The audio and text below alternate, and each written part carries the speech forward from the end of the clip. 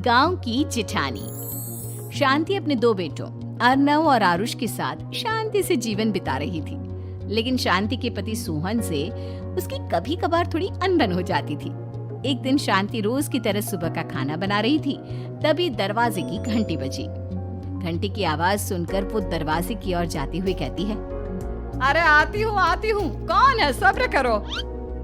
शांति दरवाजा खोलती है तो देखती है कि उसके जेठ मोहनदास सामने खड़े होते हैं। वो सक पकाकर अपना घूंघट करती है और पैर छूकर कहती है, आइए आइए जेठ जी। कैसी हो शांति? जी मैं तो बिल्कुल ठीक हूँ, सब आपकी मेहरबानी है भाई साहब। शांति और मोहनदास की बातें सुनकर शांति का पति सोहन और उसके दोनों बेटे बाहर आ जाते हैं। अरे भैया राम राम, कैसे हो आप? राम राम भाई। अरे शांति ऐसे खड़ी खड़ी क्या देख रही हो? चाय कॉफी कुछ लेकर आओ, भैया आए हैं। शांति तेजी से रसोई की ओर आगे बढ़ती हुई कहती है, अरे मेरी माँ, गेट खोलने के चक्कर में मेरे तो चावल ही जल गए। वो दौड़ी दौड़ी रसोई में जाती है और देखती है कि सारे चावल जल गए हैं। वो दोबारा चावल बनाने में लग जाती है। इतने में सोहन आवाज लगाता है, अरे शांति, तुम्हारे चावल का रोना खत्म हो गया हो तो चाय ले आओ। जी लाती हूँ अभी। शांति जल्दी जल्दी चाय बनाती है और मोहनदास को चाय देती है। सब एक दूसरे की खैर खबर पूछते हुए चाय पीते हैं। चाय खत्म होती ही मोहनदास शांति की ओर देखते हुए मजाक में कहते हैं, शांति, अब तुम्हारी चाय में दम नहीं रहा, अब हमें चाय बनाने वाली बदलनी पड़ेगी। ये कैसे मुमकिन होगा जेठ जी? घर और बाहर का सारा काम मुझे ही करना पड़ता है और कभी कभी जल्दी जल्दी के चक्कर में काम बिगड़ जाते हैं, जैसे आज चावल जल गए। अरे इसी का तो हल लेकर आया हूँ। मैंने रिश्ता देखा है अर्नव और आरुष के लिए। दोनों लड़कियां बहुत सुंदर और सुशील हैं। अगर आप दोनों इजाजत दें तो बात करूँ आगे। सोहन और शांति रिश्ते की बात सुनकर कहते हैं, अब ठीक है, बात चलाइए ना भैया, पर पहले लड़की के बारे में कुछ बताइए तो सही। हाँ हाँ भाई साहब, लड़की कैसी है, परिवार कैसा है, कहाँ के रहने वाले हैं? देखो परिवार तो बहुत अच्छा है, पर वे दोनों लोग बहुत गरीब हैं। दहेज में कुछ मिलेगा नहीं। अरे हमें दहेज में कुछ चाहिए भी नहीं, बस लड़की संस्कारी होनी चाहिए।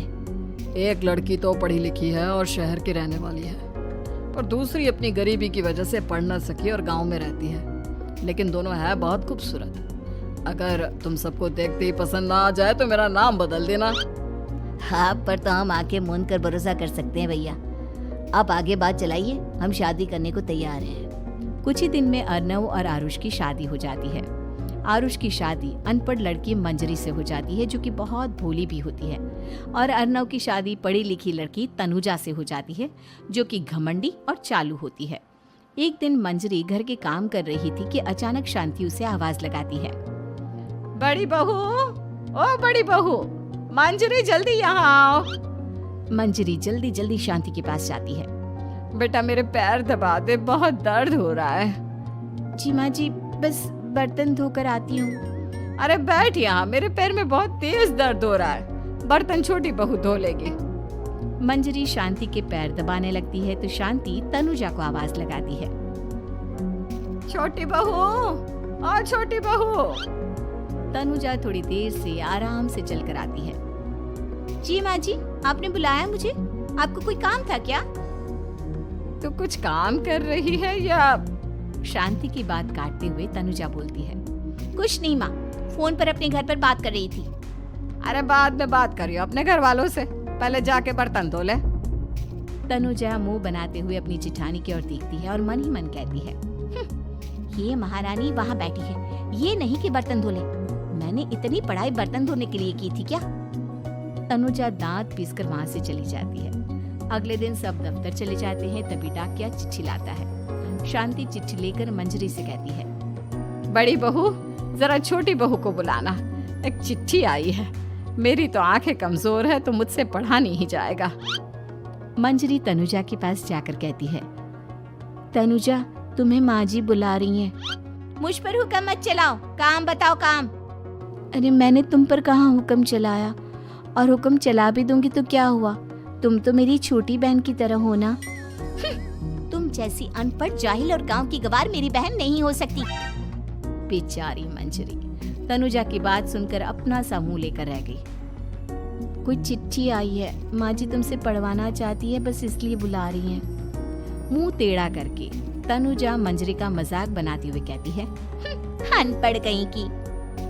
तनुजा का ऐसा बर्ताव देखकर बड़ी बहू बहुत दुखी होती है। तनुजा को अपनी पढ़ाई का घमंड इतना हो गया कि अब वो घर के कोई काम नहीं करती और अपनी जिठानी का मजाक बनाती रहती। तनुजा का ये बर्ताव अब उसकी सास को भी नजर आने लगा था। एक दिन शांति ने अपनी बड़ी बहू से कहा, मंजरी, तनुजा हर समय तुम्हारा मजाक उड़ाती है, तुम्हें गुस्सा नहीं आता क्या? आता तो है माँ जी, लेकिन मैं क्या करूं? जब भी उसे कुछ बोलती हूँ वो और भी जली कटी बातें मुझे सुनाकर चली जाती है। मैं उसे अपनी छोटी बहन की तरह प्यार करती हूँ, लेकिन उसके दिल में मेरे लिए कोई इज्जत नहीं। बहू, तूने वो कहावत सुनी है, जुल्म करने वाले से ज्यादा जुल्म सहने वाला अपराधी होता है। मंजरी अपनी सास का इशारा समझ जाती है। वो अपनी देवरानी को सबक सिखाने की ठान लेती है और एक दिन शांति अपनी दोनों बहुओं के साथ बैठी थी तो शांति अपनी बड़ी बहू से पूछती है, अरे बहू, शाम होने को है, कुछ सोचा है क्या बनेगा खाने में? माँ जी, मेरे तो सर में बहुत दर्द है आज। मेरी प्यारी देवरानी ही कुछ अंग्रेजी खाना बनाकर खिलाएगी। सुना है पढ़े लिखे लोग अंग्रेजी खाना बहुत अच्छा बनाते हैं, क्यों तनुजा? इतना कहकर मंजरी अपनी सास की ओर देखकर मुस्कुरा दी। तनुजा अपनी तारीफ सुनकर बहुत खुश हो गई। इतने में शांति कहती है, ये तो सच बात है छोटी बहू, ये तो मैंने भी सुना है। हम भी पक गए हैं बड़ी बहू के हाथ का खाना खा खा कर। तनुजा, तुम्हारी माँ भी तो तुम्हारे खाने की बहुत तारीफ करती है, आज हमें भी खिला दो कुछ अच्छा सा बनाकर। शांति की बात सुनकर छोटी बहू और आसमान पर चढ़ गई, पर उसे ये कहाँ पता था कि उसकी सास और जेठानी उसे सबक सिखाना चाहती है। तनुजा अपनी तारीफ सुनकर खुश तो बहुत होती है, पर सोचने लगती है, मुझे तो कैसा भी खाना बनाना नहीं आता, अब मैं क्या करूंगी? अगर मैंने इनको सच बता दिया तो मेरी सारी इज्जत मिट्टी में मिल जाएगी। अरे छोटी बहू, क्या सोच रही हो? खिलाओगी ना अपने हाथ का अंग्रेजी खाना? छोटी बहू हाँ में सर हिला देती है। अचानक से उसके दिमाग में एक आइडिया आता है। मैं इंटरनेट से देखकर कुछ बना लेती हूँ, मेरी वाहवाही पूरे घर में हो जाएगी। मुझे कौन सा रोज रोज बनाना है। माँ जी, आज आप सबको ऐसा खाना खिलाऊंगी, ऐसा खाना खिलाऊंगी कि। इतने में शांति छोटी बहू की टांग खींचते हुए कहती है कि पता नहीं कैसा खाना खिलाओगी, ए ऊपर वाले हमारी रक्षा करना। इतना बोलकर शांति और मंजरी दोनों जोर जोर से हंसने लगते हैं। अब तनुजा रसोई घर में चली जाती है और खाने की तैयारी करने लगती है, पर उसे रसोई घर की चीजों के बारे में तो कुछ नहीं पता। जैसे तैसे सारी चीजें निकालती है और इंटरनेट पर देखकर खाना बनाती है। कुछ ही देर में सब लोग घर आ जाते हैं।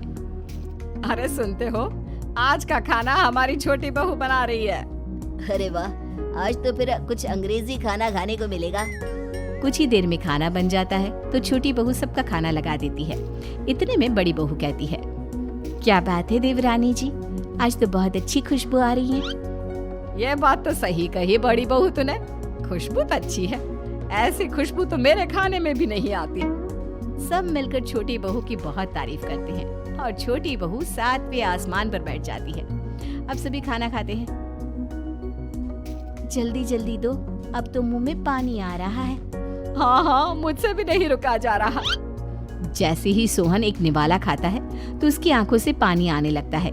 ये देखकर शांति सोहन से पूछती है, क्या हुआ जी, खाना इतना अच्छा बना है कि आंखों से पानी आ गया? सोहन चुप रहता है और धीरे धीरे से खाना शुरू कर देता है। इतने में सोहन छोटी बहू से कहता है, बेटी तुम भी तो खाओ, तुम क्यों रुकी हो, खाना सच में बहुत अच्छा है। ये कहकर सोहन जोर से हंस देता है। फिर सब खाना खाने लगते हैं, लेकिन खाने में नमक और मिर्च तेज हो गई थी।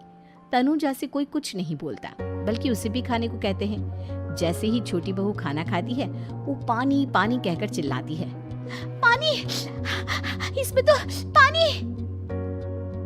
ये खाना तो सच में इतना अच्छा बना है कि हमारे साथ साथ देवरानी जी भी इसके स्वाद को कभी नहीं भूल पाएंगी। सही कहा बहू। तनुजा को अपनी गलती का एहसास हुआ और उसने अपनी सास से कहा, माँ जी ये मेरी गलती नहीं है, इंटरनेट पर दिखाया था कि 4 चम्मच नमक और मिर्च डालने हैं। अब मंजरी को भी मौका मिल गया और उसने तनुजा पर तंज कसा। नाच न जाने आंगन टेढ़ा, हर जगह अपनी पढ़ाई दिखाती हो, दूसरों का मजाक उड़ाती हो। अब पता चला ना, हर चीज में पढ़ाई काम नहीं आती। और तुम तो शहर में रही हो, तुम्हें तो मुझसे भी अच्छा खाना बनाना आना चाहिए ना। बेटा, अगर तूने ठीक से सब सीखा होता तो आज तुझे शर्मिंदा नहीं होना पड़ता। बात शहर या गांव की नहीं होती। मंजरी गांव से आई है, लेकिन उसे घर का काम करना और खाना बनाना सब अच्छी तरह से आता है। तुम शहर में रही हो, तुमने ये सब क्यों नहीं सीखा? छोटी बहू सर नीचा कर सबसे माफी मांगती है और बहुत शर्मिंदा होती है। दीदी मुझे माफ कर दो, मैंने आपको बहुत बुरा भला कहा, पर आपने मुझे हमेशा ही माफ किया। आज मुझे अपनी गलती का एहसास हो गया है। अब दोनों बहुएं मिलकर घर का काम करने लगी और एक दूसरे को अपने गुण बांटने लगी। मंजरी ने अपनी देवरानी को खाना बनाना और घर का काम करना सिखाया, वहीं तनुजा ने भी अपनी जिठानी को पढ़ना लिखना सिखाया। शांति और सोहन ऐसी बहुएं पाकर बहुत खुश थे।